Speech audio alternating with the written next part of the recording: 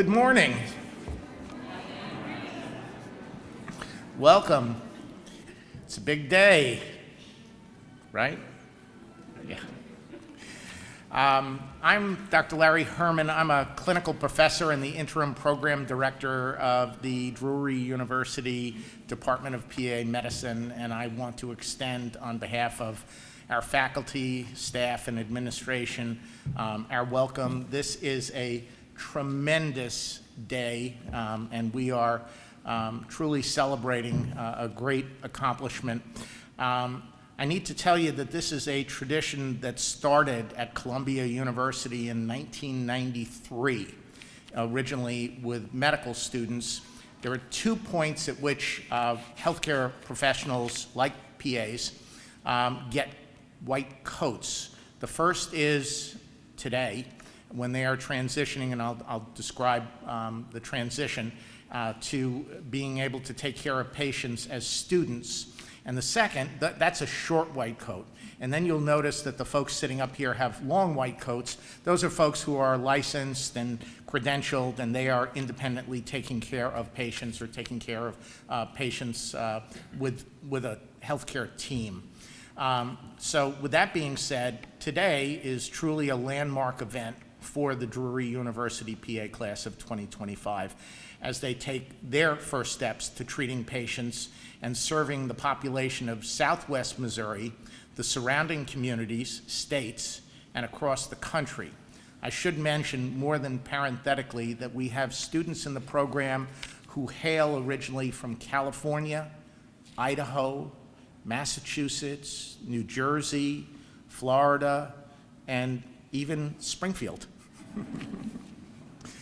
The Department of PA Medicine faculty, staff, and our university administration could not be prouder of the achievements of this incredibly talented group of healthcare professionals, the pioneers for us, and the incredible work that they will be performing.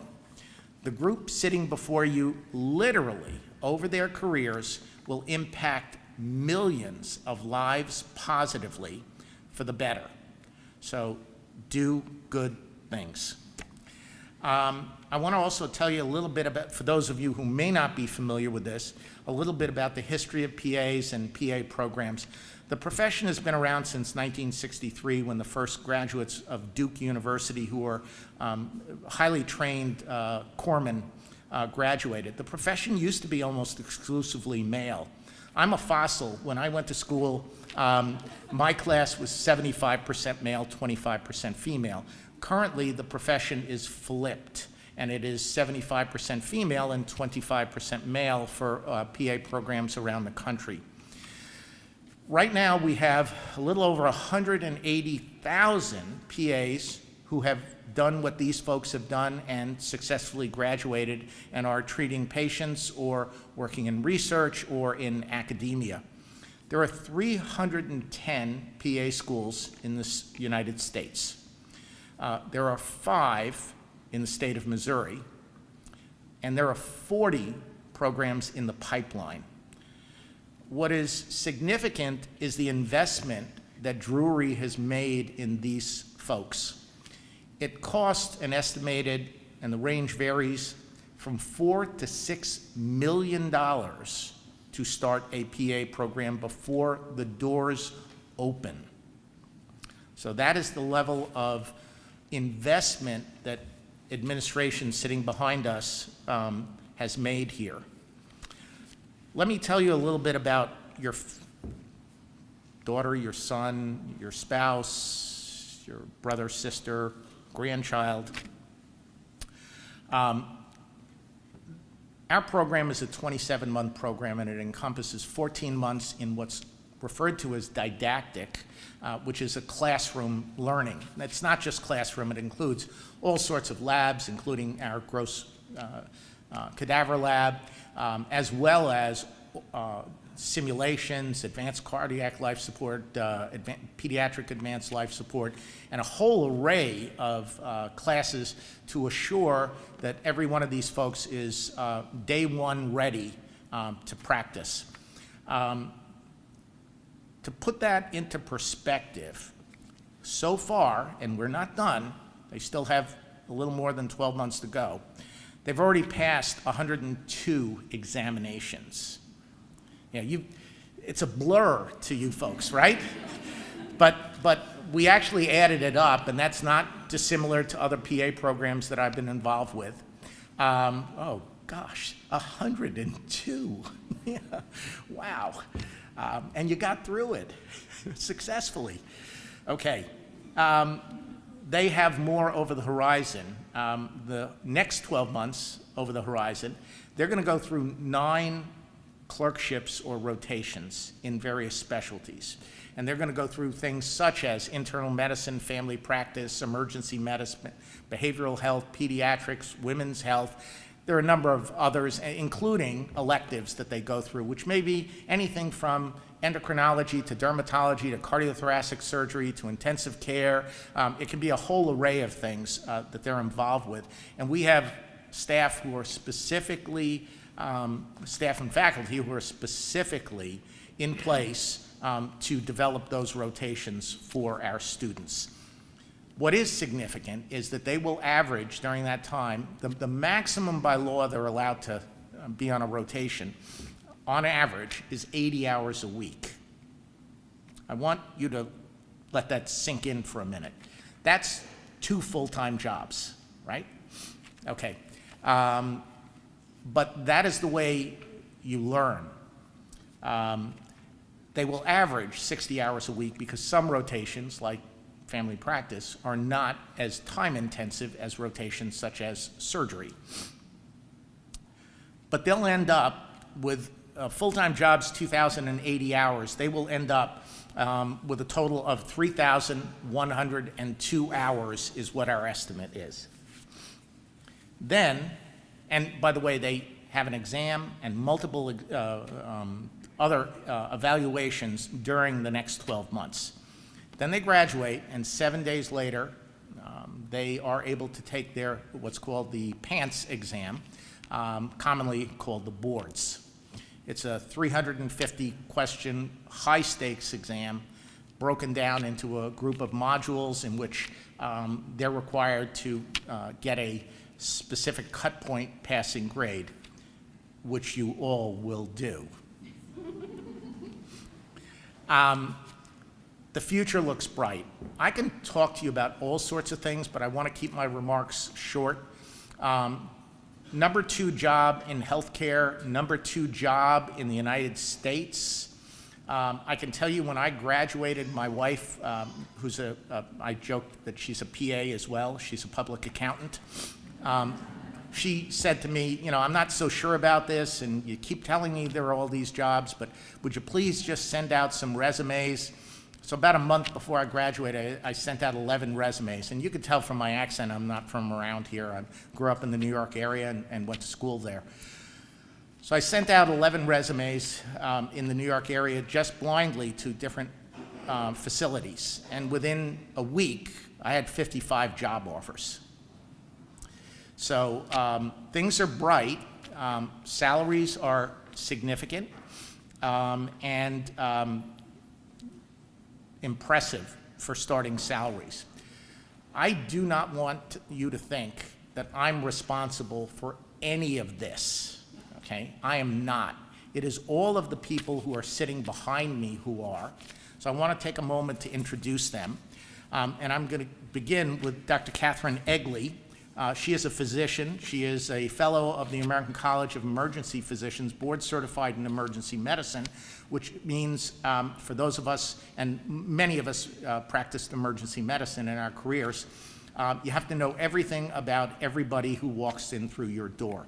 We are very, very lucky to have her as our medical director, not only because she's a wicked smart person and a kind, gentle individual, but we have her as a full-time professor. Most PA programs, they're only required to have a 0.2, 20% full-time equivalent medical director, and we are blessed to have her as a full-time medical director.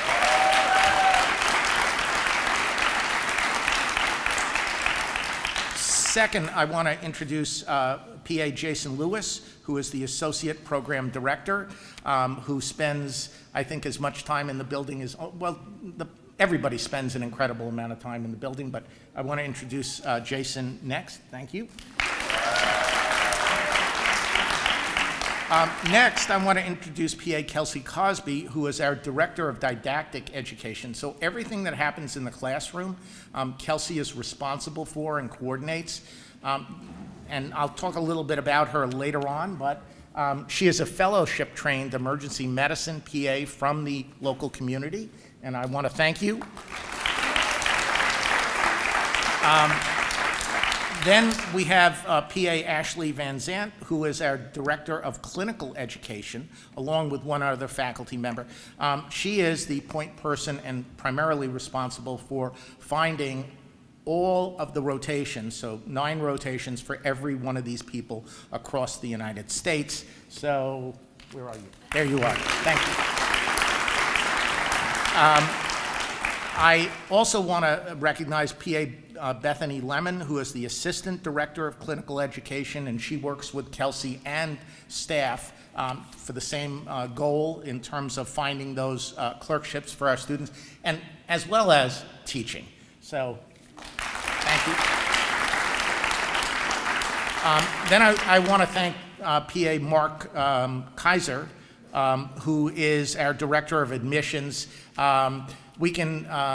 He's the point person who's responsible for every one of these people who are sitting in the audience in his capacity, and he works countless hours doing that above and beyond his teaching as well. So thank you for that, Mark.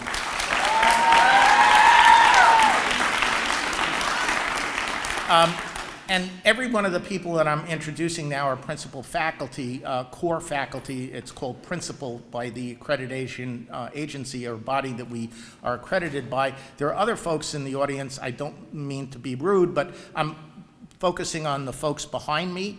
And the next one is Dr. Reese Dern.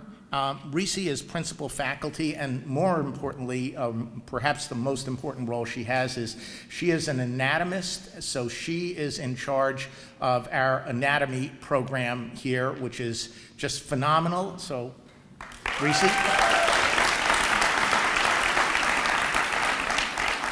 I want to introduce 2 staff members in particular. First, Michelle Dorland, who is our clinical education specialist, who is sitting up here in red. And then the person who truly holds, is the glue that holds the program together. I was told just this morning from a facilities supervisor that he personally spoke with Kendra or had emails from her at least twice a day for each of the last 5 days to make sure that this came off without a hitch, and she is standing.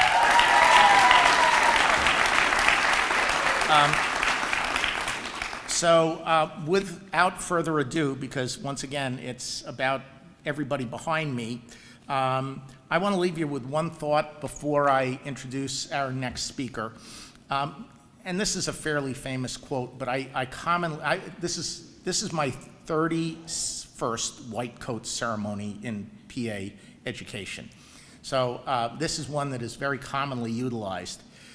It's a quote from Mark Twain. And Mark Twain says that there are 2 important days in people's lives. And the first is the day you're born, and there is no doubt about that. The second is when you figure out what you're destined to do. Today is that day. So with that, I would like to introduce the president of Drury University, Dr. Jeff Frederick, and he is going to be making some remarks.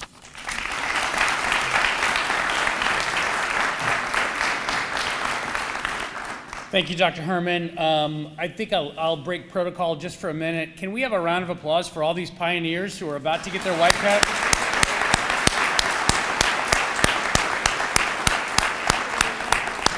And I want to echo Dr. Herman's comments about the staff and the faculty and the leaders that made this today possible. Can we give them another round of applause?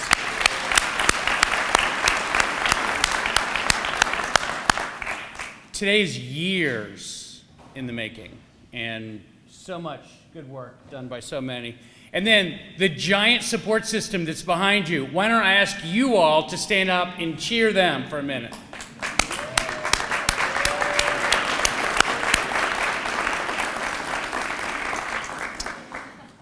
Thank you. Good afternoon, everybody. What a thrill to be here. I appreciate that Dr. Herman used the word pioneer just a minute ago because it's segueing beautifully as a historian and as the fact that in a couple of weeks, among the very first conversations you will be having with a patient in a treatment room is about their history. I thought I'd give you a little history here for just a few moments. In the first half of the 19th century, a couple hundred years ago, as Americans were migrating from east to west, they used an expression. They're heading east to west. They used an expression, but it's since slipped from our lexicon. We don't use this phrase anymore. They were searching for gold and for farmland and for an adventure and a chance to start over and a place to call their own, and they were using a piece of language that we don't necessarily use, but they were trying to use something that would explain to everybody else in their world what they thought they had in store for themselves.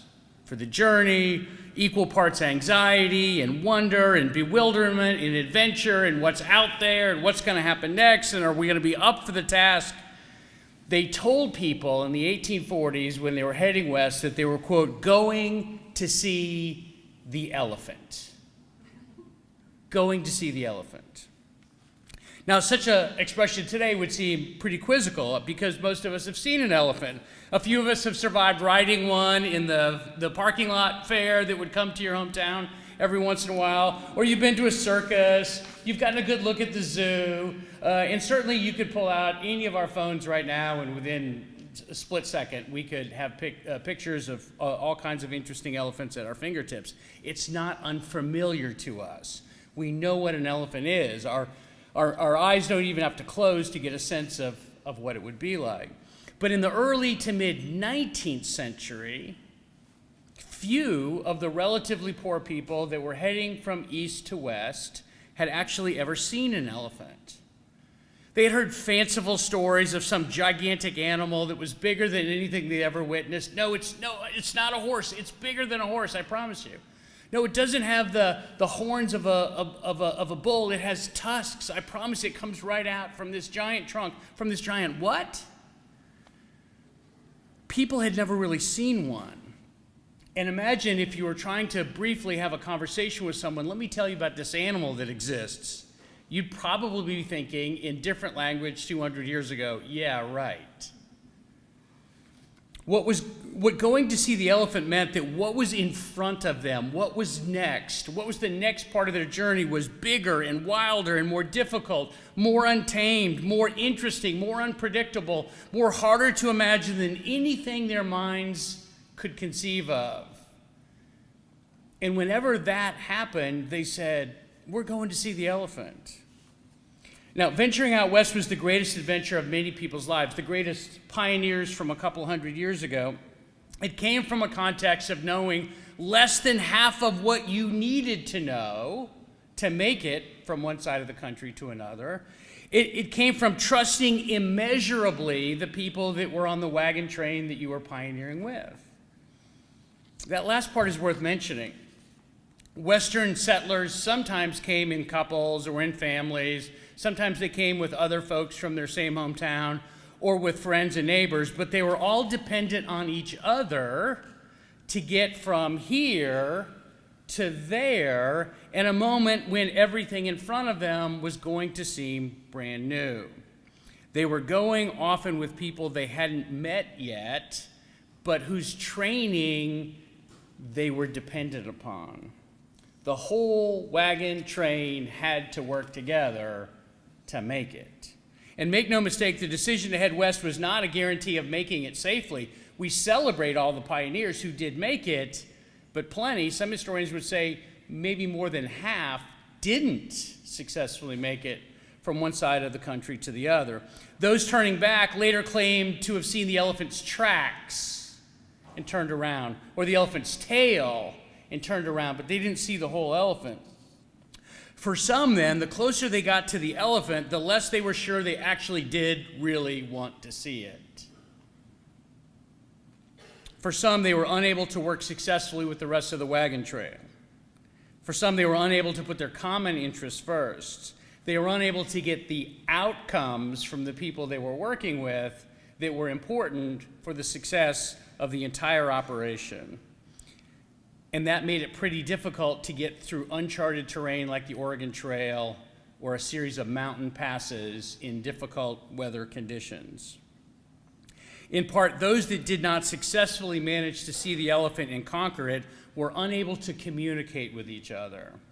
They were unable to problem solve, and they were unable to overcome the series of moments of stress and strain en route to the West. That's what got in their way. Now, we use this phrase, coming to see the elephant, a couple of decades later, started in the 1840s and then really used it again in the 1860s, particularly in the time of the Civil War. The expression seeing the elephant was adopted to describe one's first time in combat, which again, like going west to see the elephant, was something that people might have thought they knew, but really didn't know exactly what was in front of them. One soldier, a Private Andrew White, wrote to his wife back in Georgia of his desire to, quote, see you and all the children before I go, because we are sure to see the elephant this time, I think. He knew they were heading into rough operations. Thomas Murray, an Iowan, thought battle was the cure for becoming an adult, urging his younger cousin to try to come to war. I think that will take a little of the dandy out of you. If you get down here in the rear of Vicksburg, which, by the way, was one of the bloodiest battles of the entire Civil War, you'll get to see the elephant. So almost for a couple of decades, anytime we didn't know what to deal with, we said we were going to see the elephant.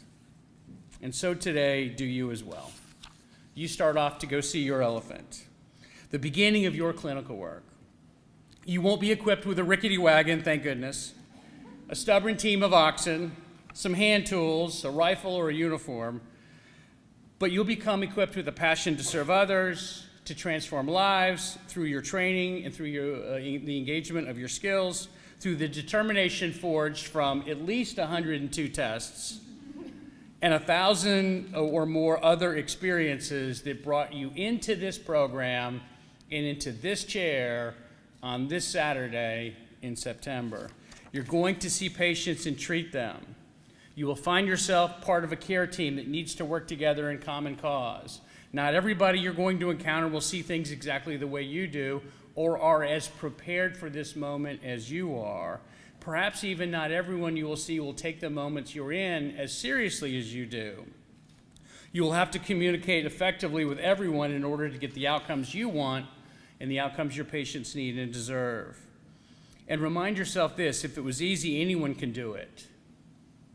And it's not easy, but you are ready. You will have hard days, fight through them. There will be moments and ideas that are hard to overcome. Seek help. Friends will struggle, work together, lift each other up. It's a collective journey, even if you're at different rotation sites all over the town, all over the state, etc. There will be moments when you see the first snapshots of all of your knowledge and your passion and your calling start to come together. Celebrate them, even if it's back in your car with the volume turned way up on your favorite jam mixtape. You will feel all of your future coming together as you continue to grow in confidence and wisdom. You will see the elephant, and you will conquer it. I have one final piece of elephant-related advice about your clinical immersion and your chance to see the elephant. And then I promise not to, when I see you around campus, not to bring up elephants anymore. Don't try to master this all at once. In other words, as hundreds of people have remarked to you in one way or the other, how do you eat an elephant? One bite at a time. One bite at a time. Your first day on rotation may or not be your best day. Take a bite of the elephant. When you see your first patient, you will not be a finished product. Take a bite of the elephant. You will drive home, you'll think, I should have asked that question first. Take a bite of the elephant.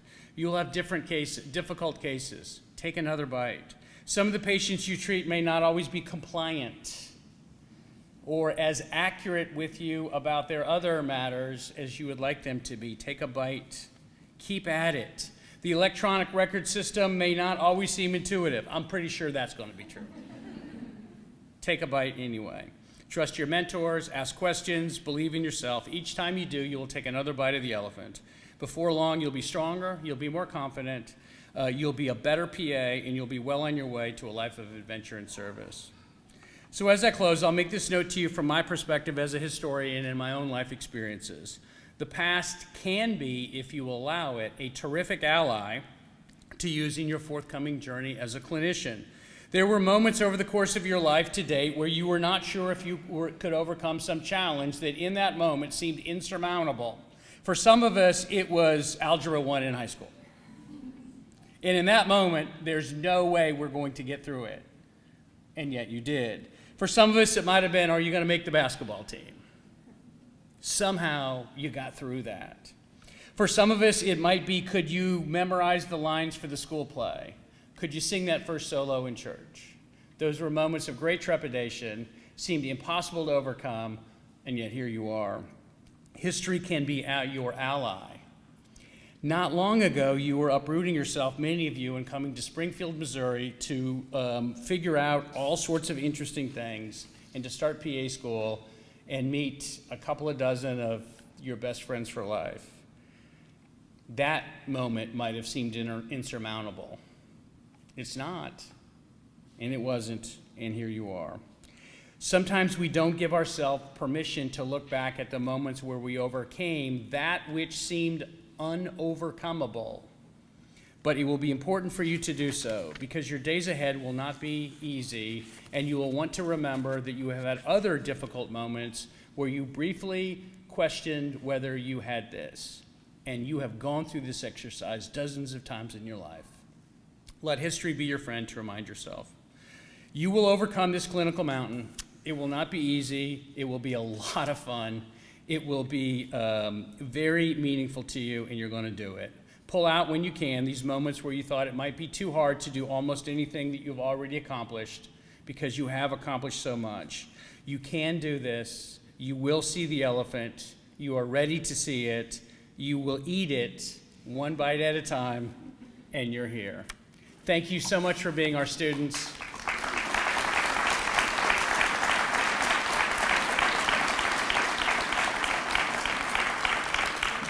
Go and do great things. And now let me introduce Provost Beth Harville.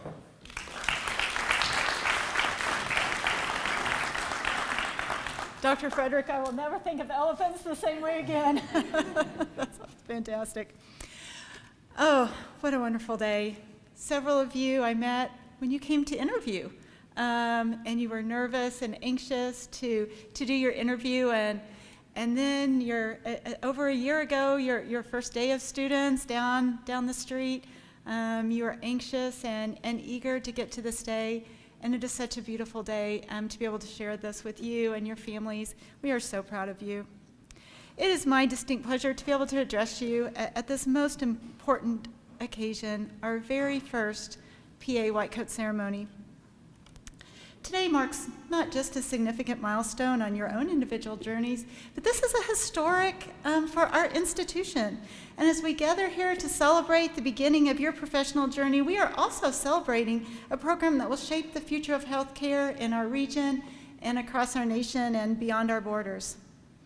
I want to just take a moment to acknowledge the incredible dedication and perseverance that has brought each of you to this point. All of the things that Dr. Herman described, your tests, your assessments. He also tells me that when he pulls in the morning at 6:30, that many of your cars are already here, and you're studying in the study rooms. That is quite a commitment. This path that you're on to becoming a physician assistant, it is not easy. You have undergone rigorous studies. You've maintained exceptional GPAs. You've completed numerous assignments, you've gained healthcare experience, you've demonstrated not only academic excellence, but you have grit and determination to be a success in this very demanding field. Your presence today is just an example of your unwavering dedication to your goals and to this chosen path. This white coat you're about to receive today, it's more than just a piece of clothing. It is a symbol of trust given to you by society. the responsibility that you will bear for your lives and for the well-being of others, and a commitment that you are making to a life of service and to continuous learning. In an era of increasingly complex healthcare, a growing demand for medical service, you as physician assistants will emerge as indispensable members of the healthcare team. You are the ones who will spend most likely the most time with patients. You will be listening to their concerns, explaining their diagnoses, guiding them through their treatment plans. Your versatility will allow you to fill critical gaps in our healthcare system. With all of this opportunity comes a great responsibility. It will demand your intellect, your compassion, your resilience, and your sacrifice. The lives you touch and the difference you make will far outweigh these challenges. As you embark on this journey, I would love for you to think about 3 key principles. Commitment to lifelong learning. The field of medicine and the world is ever evolving and ever changing. What you learn today, in a few years, will be outdated. Cultivate a curiosity that extends beyond your formal education. Stay abreast of new technologies and skills and best practices. Your patients rely on you to be knowledgeable and in both skills and information. Practice empathy. Remember, behind every case, behind every chart, and every diagnosis is a human being. It's someone's parent, someone's child, someone's friend, someone's sibling. Treat each patient with the same care that you would want your own friend or family member to be treated. Let empathy guide your interactions and inform your decisions. And finally, embrace teamwork. As physician assistants, you're an integral member of a team. Learn to collaborate effectively with other members of the healthcare team, physicians and nurses and other healthcare providers. Your ability to work in harmony with others will directly impact the quality of care you are able to give. To our faculty members today, I am so grateful for you. Your vision in establishing this program, your dedication to maturing and nurturing the next generation of healthcare providers and PAs, your expertise, your mentorship, your guidance will be instrumental in shaping these students into competent and compassionate physician assistants. To the family and friends and support system in the audience, you have supported these students on their journey. Your role can never be overstated.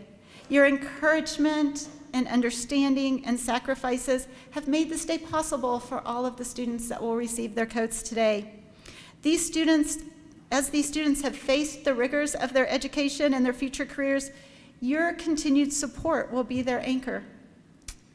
And now, to all of our students sitting here in these first 2 rows, as you don these white coats for the first time, I hope you feel the weight of their significance. I hope it is a reminder of the trust that is placed in you, the knowledge that you have acquired and will continue to acquire, the skills you are honing, and the compassion that you will continue to cultivate. Let it also serve as a reminder of the hard work and dedication that brought you to this moment. Your journey to this point has been challenging, but it is preparing you for the road ahead. Please remember this moment. Remember the excitement and the nervousness and the sense of purpose that you feel right now. In the years to come, you are going to face challenges and doubts. Recall this day and remember the commitment that you are making to your profession and to your future patients. Remember the countless hours of study, the sacrifices that you have made and continue to make, and the obstacles you've already overcome to get this white coat today.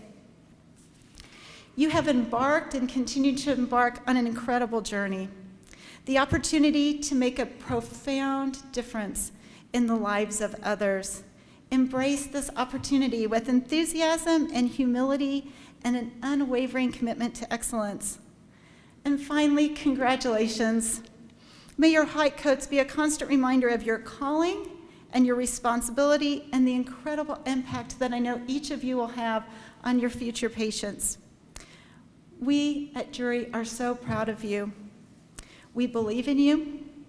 We look forward to witnessing the remarkable things that you're going to do in the lives of others and in the field of healthcare. Thank you for being our students, and best wishes in your continued journey.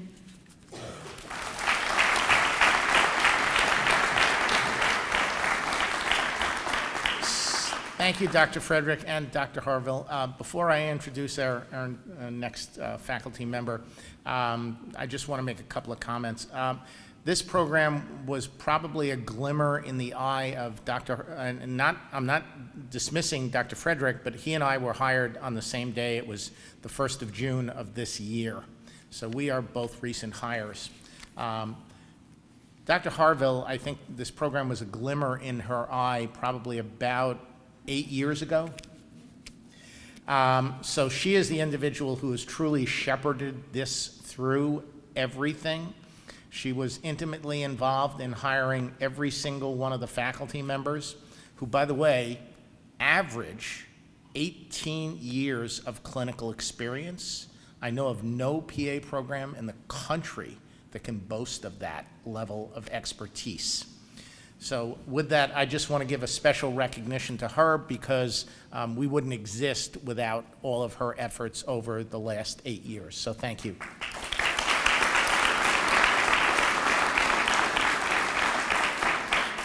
With that, I'm going to bring up one of our faculty members, PA Kelsey Cosby. You need to know a couple things about Kelsey. Well, like all of the other faculty members, no is not part of her vocabulary. She really, if you ask her to do something, the answer is yes, I can do that. And I'm not sure if that stems from her emergency medicine background or exactly what. But I can tell you, in a previous life, she was a cruise director.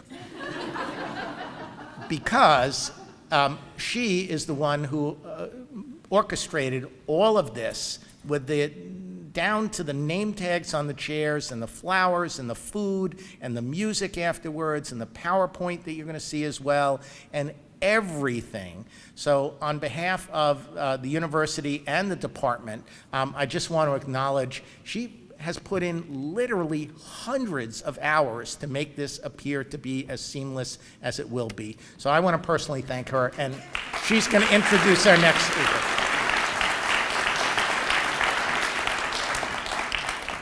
He tells you all kinds of lies. The students know that I really love when there's a microphone on my face. It's the first thing I shut off in class in the morning. So here we are. Dr. Herman got me up here. But it's my distinct pleasure today to get to introduce our keynote speaker, Mr. Brett Clayton. He's an experienced orthopedic PA and educator, serving as both a preceptor for PA students and an adjunct professor for the Drury University PA program. He currently works in Phelps Health in Rolla, Missouri, with a fellowship-trained shoulder surgeon. Mr. Clayton earned his Master's of Health Science Physician Assistant Studies from Drexel University Physician Assistant Program in Philadelphia, Pennsylvania. He is a Phi Alpha National Honor Society for Physician Assistants inductee. He has worked primarily in orthopedics with experience in spine, oncology, sports medicine, and joint replacements. He's a fellow of the American Academy of Physician Associates and the Physician Assistants in Orthopedic Surgery. In addition to his clinical work, Brett has been instrumental in helping provide didactic instructions to our students. He sure has made my job a lot easier the past year. He's also going to be precepting some of our students on clinical rotations here in just a month. Mr. Clayton was raised internationally in the U.S. Embassy communities. He's fluent in German, and he currently resides in Rolla with his wife and 6 children. Please help me in welcoming Mr. Brett Clayton.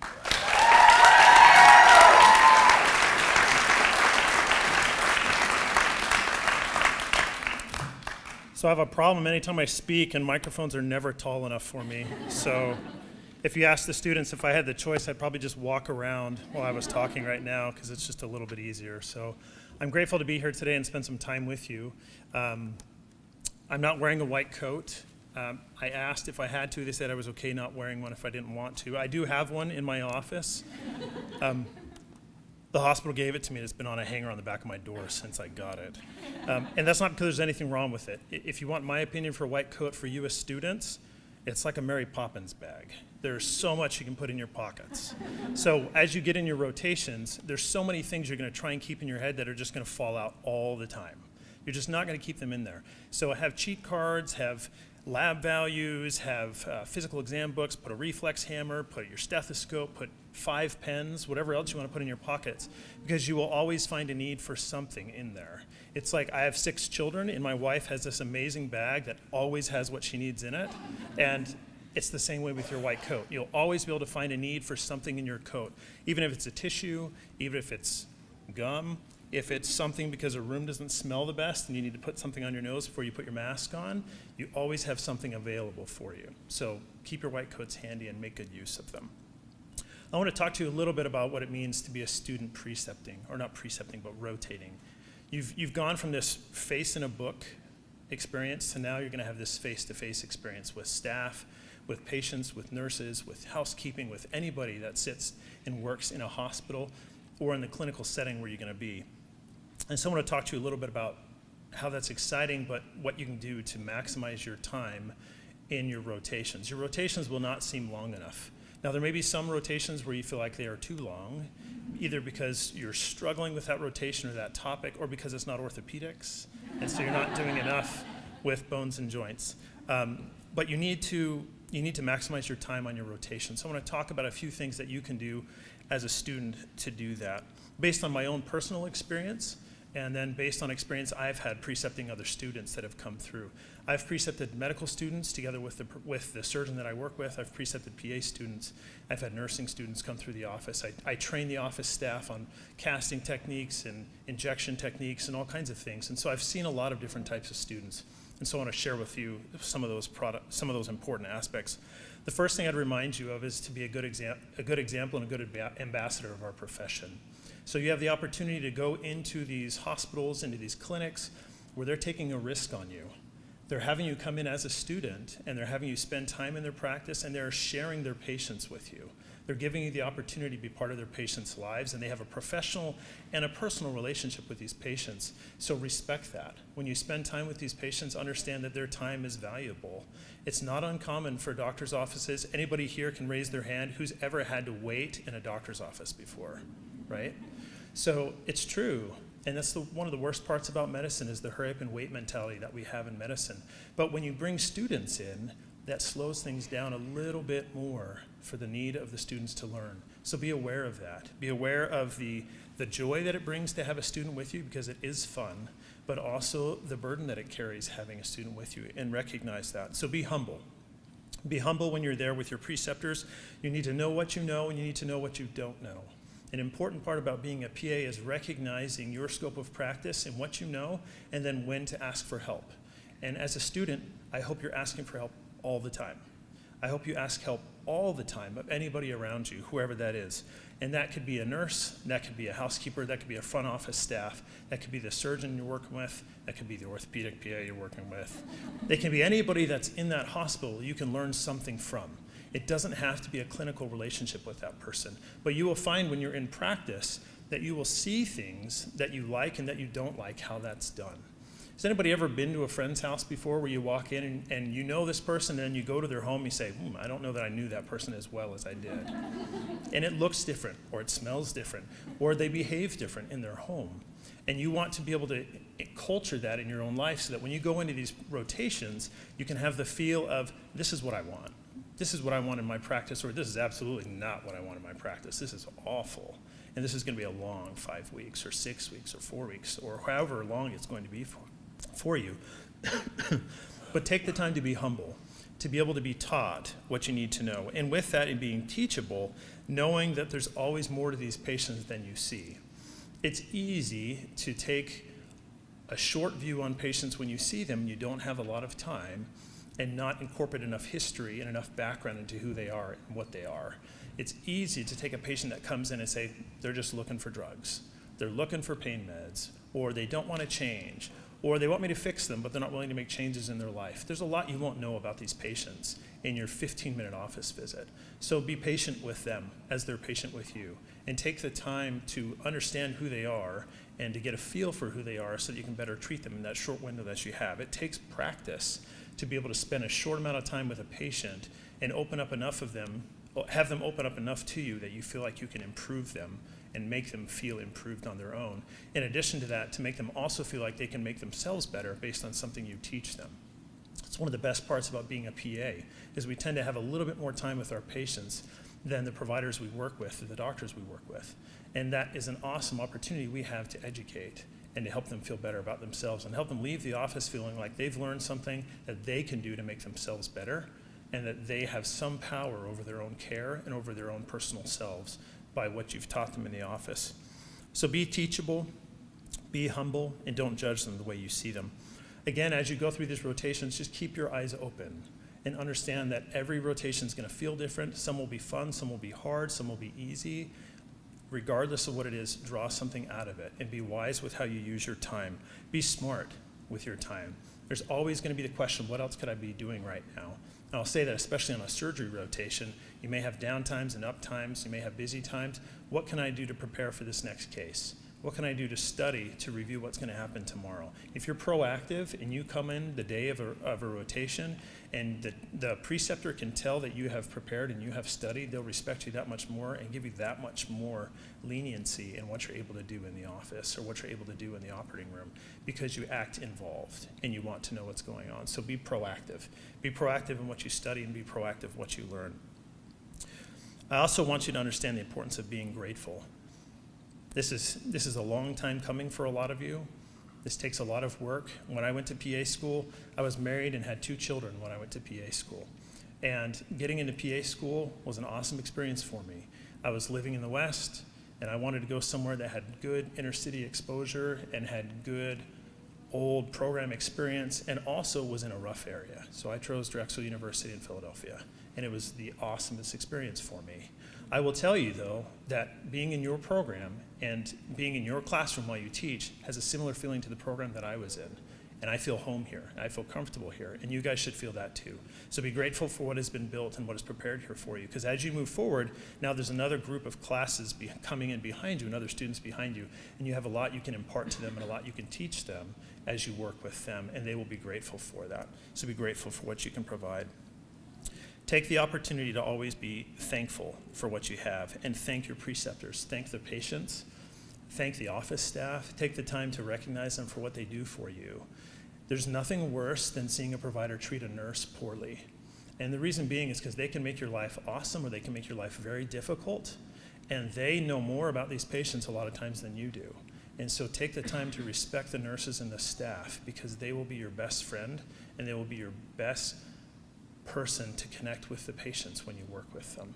So treat everybody with respect that's around you, whether they work with you, work for you, or whether they're a patient, and they will then open up to you and be confident with you.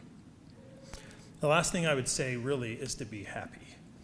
It takes effort sometimes to be happy. Is that weird? Does it sound weird to say that? It does. It takes effort sometimes to be happy, and it takes practice to be happy. We have to make an effort to smile. We have to make an effort to do good things. Don't feel dumb smiling in the mirror when you don't feel like smiling, because you'll feel stupid, and that's okay. It's okay to feel stupid sometimes. I have 6 children, and I'm the best at horrible dad jokes, and they never laugh, but I laugh every time. And they're just terrible. They're just terrible. And my pickup lines that I use on my wife are even worse, and my children don't laugh at those either, but I do, and it makes me feel better. And for some reason, we're still married 22 years later. So be happy. It's contagious to patients, it's contagious to staff. You have the unique opportunity as a PA and as a student to be the go-between between patients, staff, and doctors and other providers. And with that, there's a trust that goes into you that you will be able to explain things to patients that other people won't take the time to, or you'll be able to understand the patients in a different way than others will because of that in-between you have.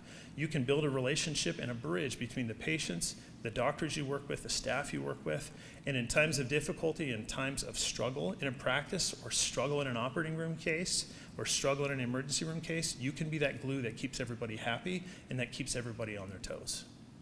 And that's an important part that you play as a PA. That's the best part about being a PA, is being a team player and working together with others. I grew up playing sports. I played sports all through school. I'm in orthopedics because I love sports and because bones are better than anything else. But it's team-based practice. It's team-based play. And you will work together, you'll laugh together, you'll cry together, you'll get angry together, you'll get angry at each other. It's okay. It's just like siblings, right? And that's the way it works. So be happy and make an effort to make those around you happy, and you will not regret it, even when it's difficult. I have been in rotations in horrible circumstances, and I've been in places in horrible opportunities to where I really was very unhappy, either with the patient or the patient's family, or unhappy in a circumstance that I was at. I did an inner city rotation in Trenton, New Jersey in pediatric ER, and I saw some horrible, horrible things when I was there. I did emergency medicine training before I went to PA school and did training on child abuse. And all I wanted to do when I got home was just hold my kids and just experience and have gratitude for who they were and that they were healthy and that they were safe. So recognize that. Recognize the importance of being happy and how your happiness can bring happiness to others when you do that.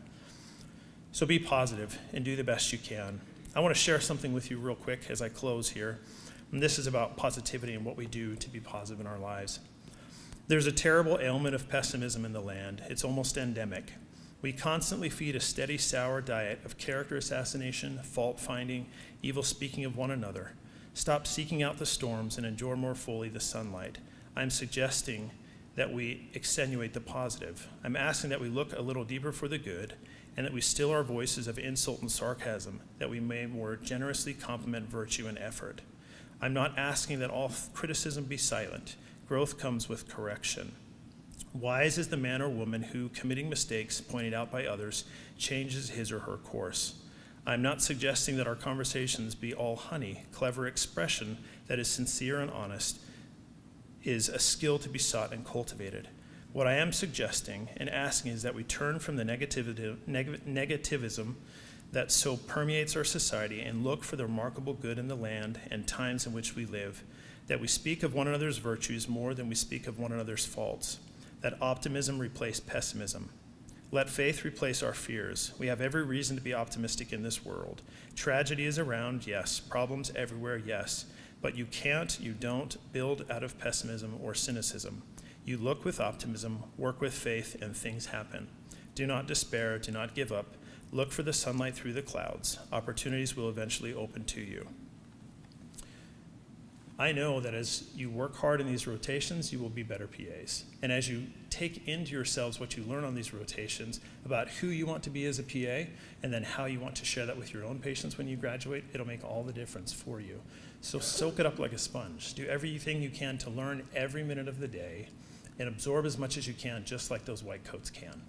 Get as much built into your own self as you can put in those pockets so that you can be the PA that you want to be. So when you graduate, your patients are grateful for who you are and who you've become, and the staff that you work with and the providers, other providers you work with, will be grateful to have you there as a strength and as a bridge between them.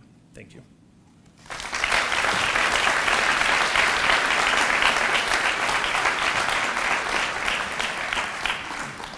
So I feel like we're kindred spirits, and now I know why he was asked to speak. I didn't know this until we sat down next to each other together, but I want to talk about the 6 degrees of separation in the PA world. His program director and his dean at his PA program, I have both of their cell phone numbers in my phone because I know both of them personally. They're friends of mine. That's 1 degree of separation.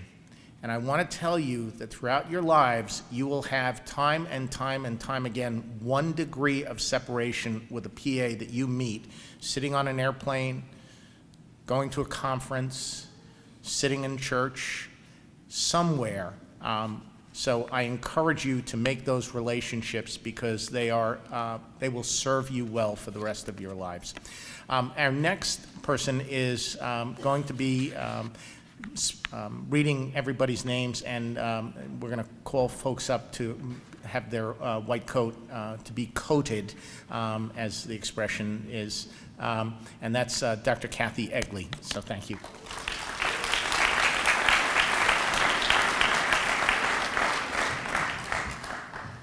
All right, so it's finally time to get the coats. All right, so we're going to be calling students up one at a time, and some will be coated by their advisors and some will be coated by family members. So we're going to start with You know, everybody ready? Alexandria Audio, who will be coded by her husband, Benjamin.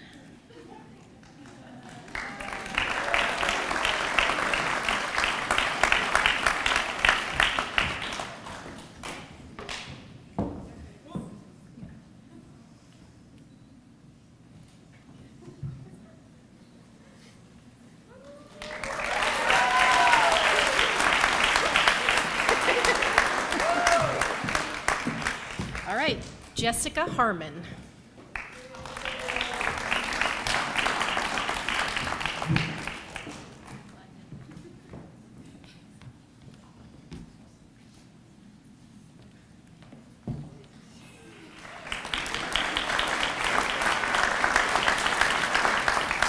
Amy Jeffrey.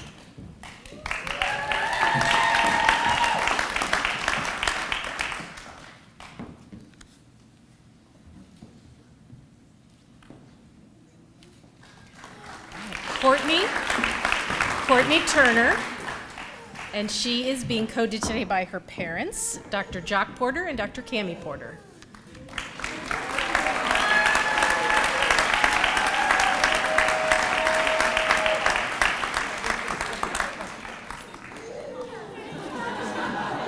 Oh, it's okay. It's okay. Delaney Christenberry.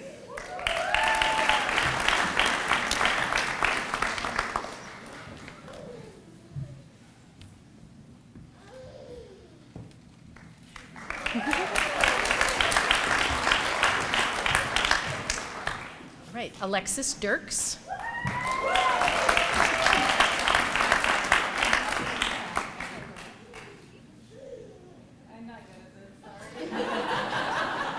I'm not either, apparently. I thought you practiced.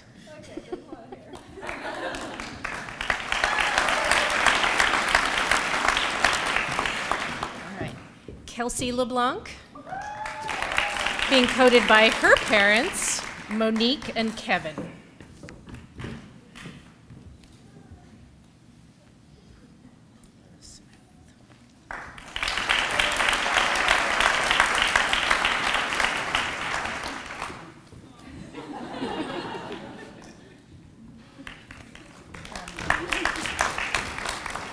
Kiara Schneider.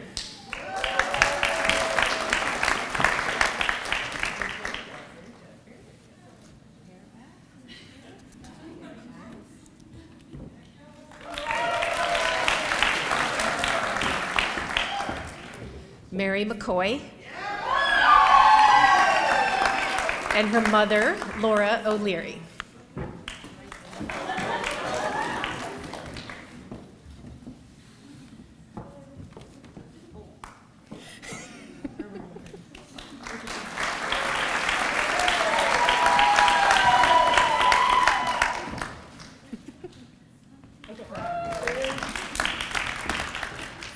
And Payal Patel.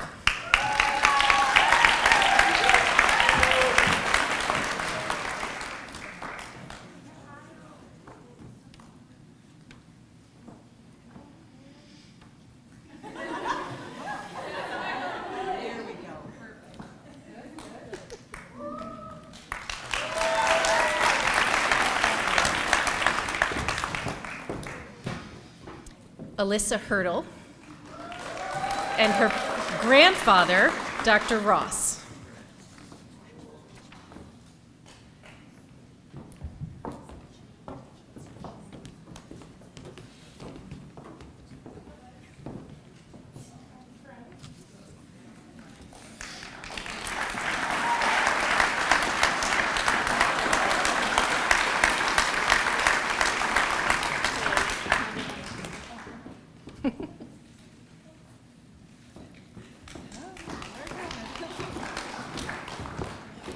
Elise Chinnock.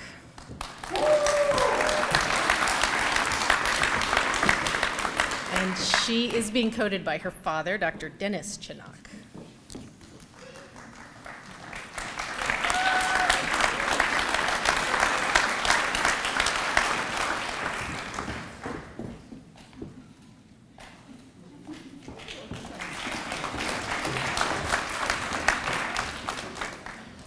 Jenna DiNapoli.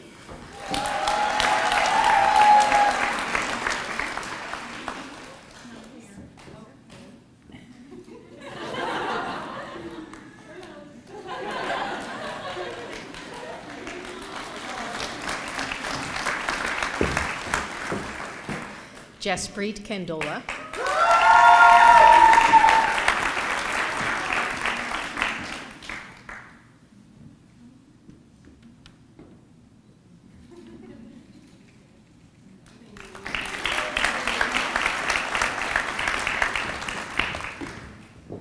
Marie Wynn, being coded by her sister Catherine.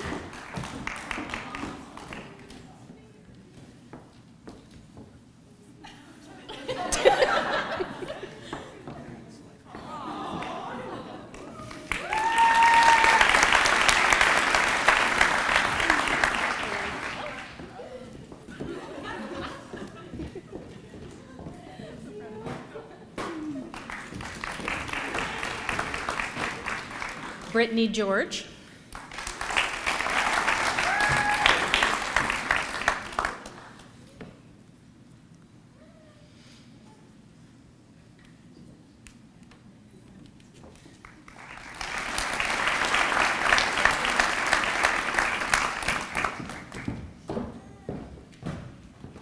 Allison Murphy.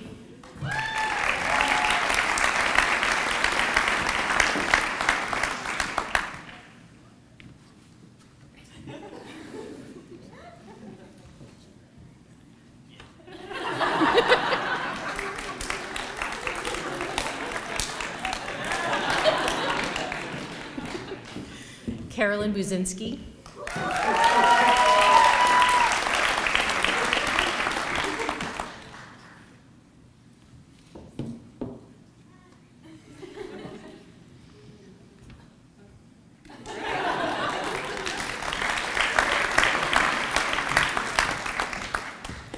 Madeline Douglas.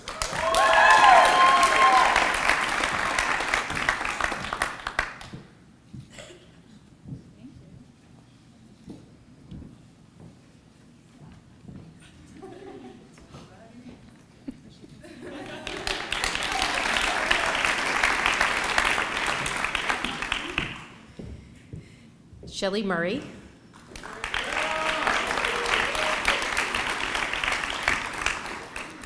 And Shelley's being coded by her mother, Kathy.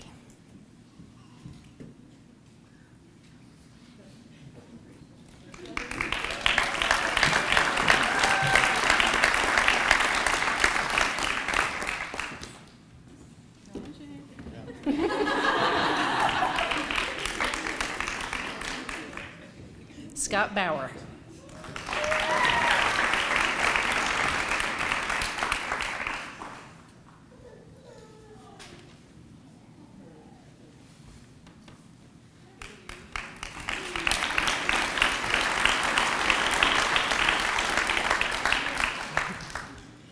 Taylor Pilkington.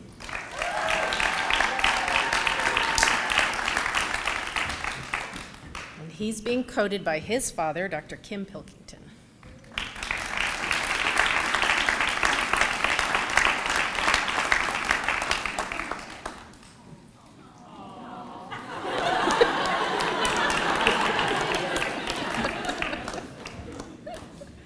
Madison Stevens.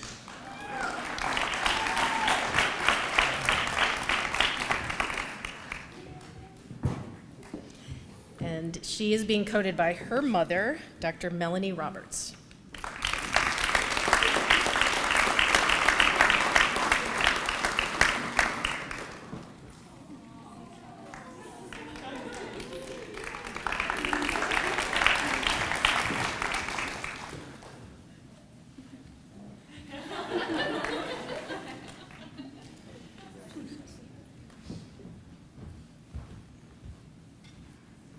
Allie Pell.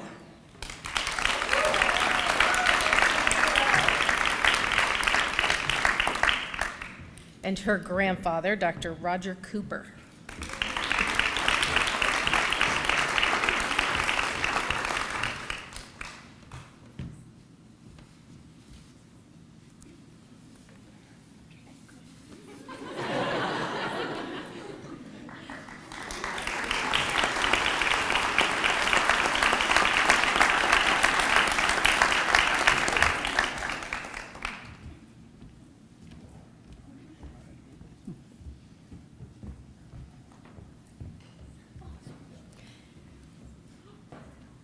Andrew Driscoll.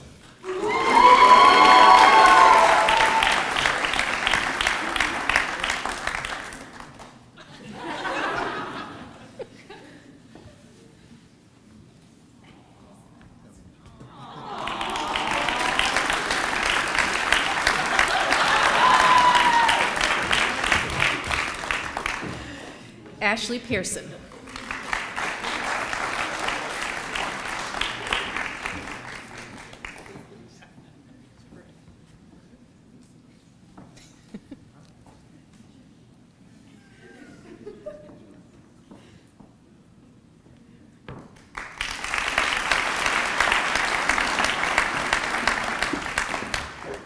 Cameron Smith. Smythe. And his father, Matt Smith.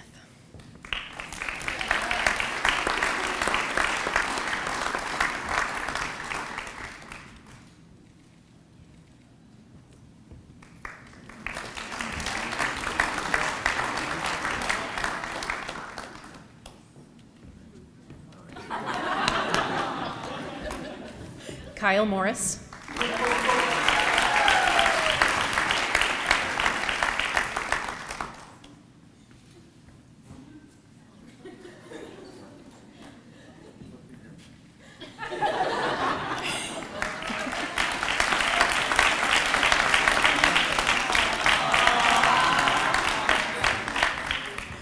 And Meredith Angelotti.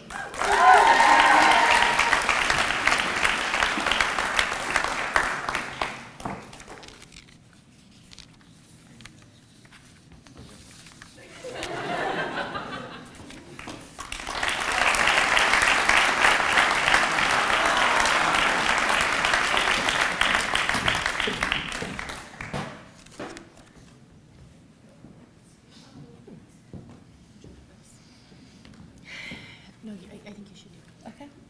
All right. Congratulations.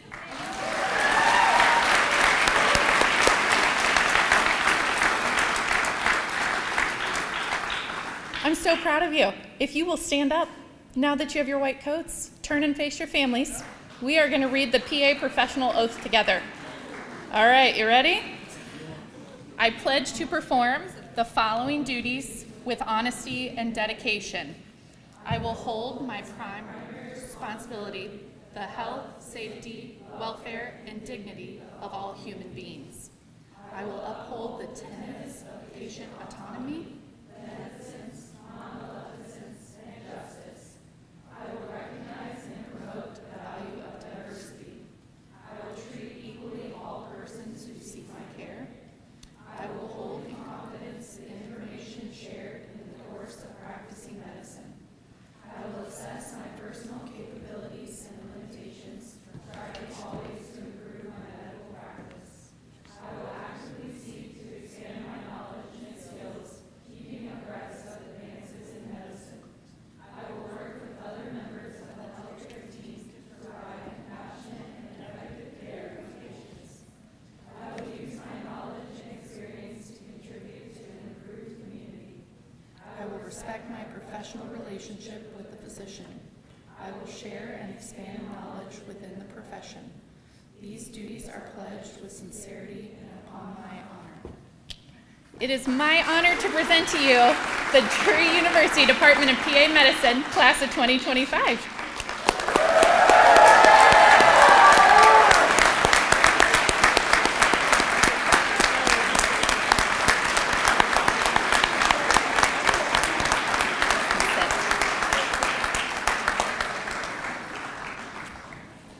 And last, I would like to introduce Dr. Catherine Egley back up here to say some final remarks.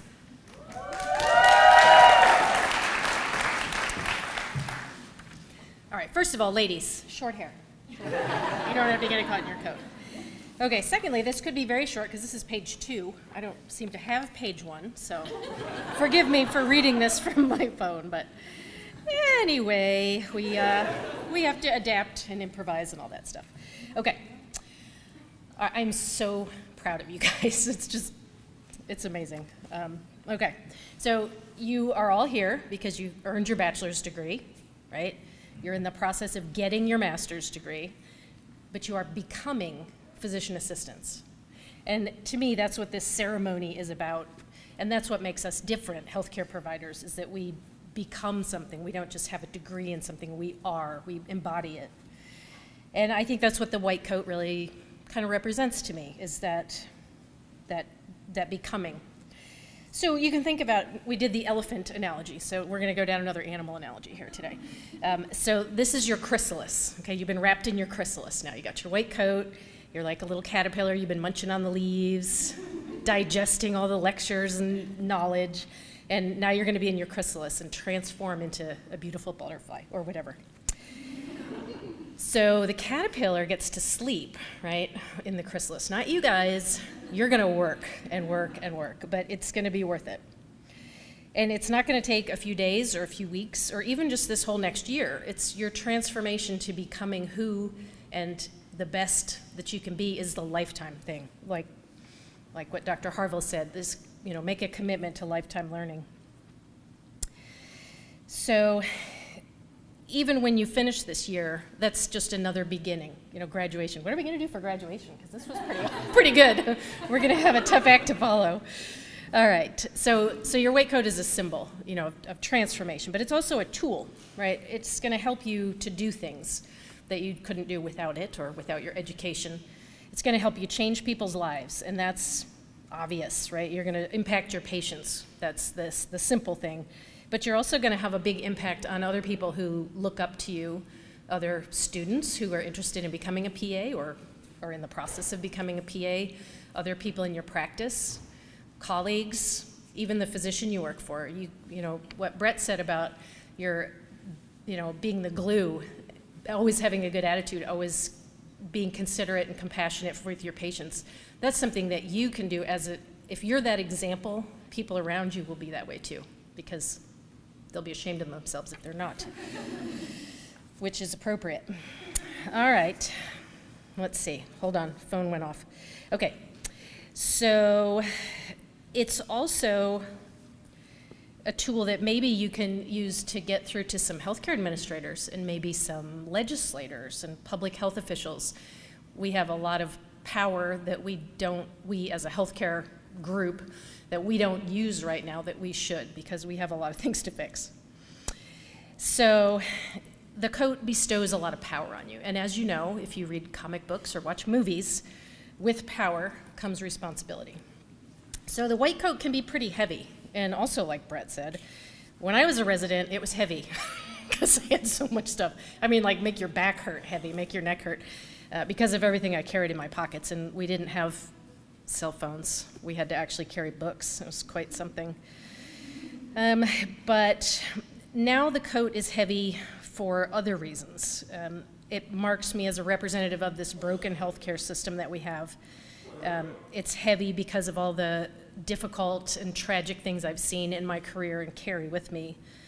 And it's just, there's a lot of responsibility with it. But I know you guys are very resilient, you're very smart, you're very committed, and I know you can handle that. I hope that we've prepared you to handle that in every way. And no matter where you get in your career, how far along you are, you always have us. We are always here to help you, listen to you, vent about something frustrating or just cry over, a horrible thing you saw. We're here, always. So the next year is going to be a big change, and what's it going to be like? Oh, it's going to be exciting, right? This is why you came here. This is what you came here to do, was to engage with patients, and that's what really makes this career so fulfilling, is the patients.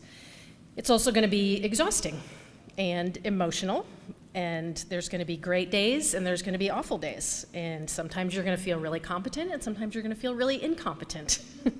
And sometimes you're going to feel really prepared, and sometimes you're going to feel really unprepared, and that's just a part of the process. So remember that you learn more from a bad day than from a good day. I mean, that's how we grow, and growth does not happen without some discomfort. That's the catalyst that makes us improve. And believe me, you want those bad days to happen as a student, not when you're the one that everybody's like, hey, you're in charge here, right? And you're like, oh, I don't think I've ever seen this before. So you want that to happen when you're a student. So embrace those bad days. I know that's easier said than done. You guys are really, this is an interesting time for healthcare.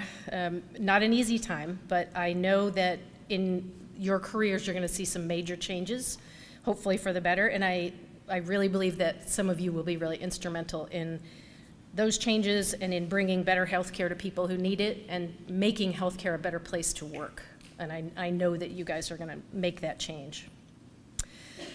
So I really am so honored to have had the opportunity to be involved with you guys, even though I also was hired June 1st. I don't know what happened that day, but anyway, so I haven't been with you long, but I'm so proud of you. And I've told some of you this while we were doing, patience and things, but when I say it, I hope you know I really mean this. And when I watch you guys sometimes, I get so proud and I think I want that person to be my PA, whether that's as a patient or as your physician, collaborator, either way. And that just makes me feel so good, and I hope it does you guys too.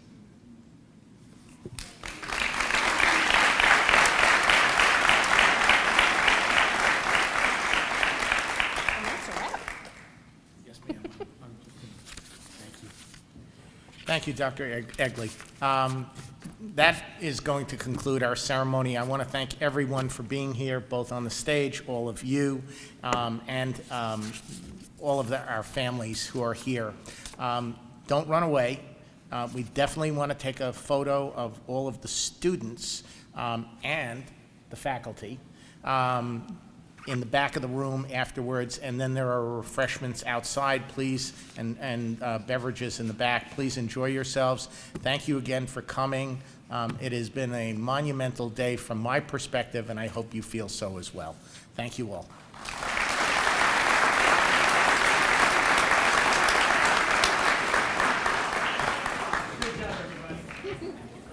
Come up here. Let's take a picture. Yeah.